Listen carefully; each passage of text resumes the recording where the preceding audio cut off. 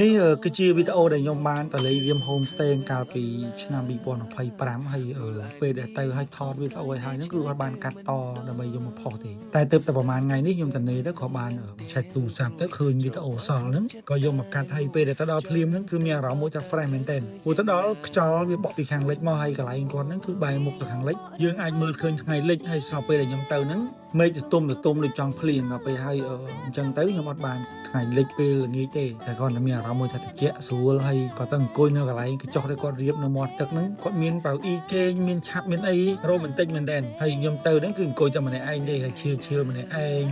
មើលទឹកទន្លោកមើលអាកាសធាតុទៅមានអារម្មណ៍មួយថាកណ្ដោយកណ្ដៃដែរបើសិនជាមានគ្នាអង្គុយនិយាយលេងអីទៅប្រហែលជាមានរឿងក្នុងចិត្តច្រើនហើយពេលដែលទៅដល់ភ្លាមហ្នឹងគឺគាត់មានខាងក្រុមការងាររបស់គាត់មកយកអីវ៉ាន់យើងចុះពីឡានហើយ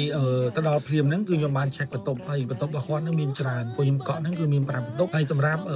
បន្ទប់5ហ្នឹងយើងអាចគេងបានពីចន្លោះ15ទៅ20នាក់អញ្ចឹងណាតែគ្នាខ្ញុំទៅកាលហ្នឹងដូចជា18នាក់ទេហើយបន្ទប់របស់គាត់ស្អាតមែនតើការដេក័ររបស់គាត់អីមើលមកដូច modern ដូច condo ដូចយើងគេងនៅ condo អញ្ចឹងហើយបន្ទប់ធំយើងអាចគេងក្រែមួយបាន2ទៅ3នាក់ហើយសប្បាយមែនតើទៅដល់បើយើងចូលចិត្តរបៀបដើរលេង private របៀបមានតែគ្នាយើងអីខ្ញុំ recommend ឲ្យទៅនឹងមែនតើសម្រាប់លេងសមុទ្រអីអញ្ចឹងណា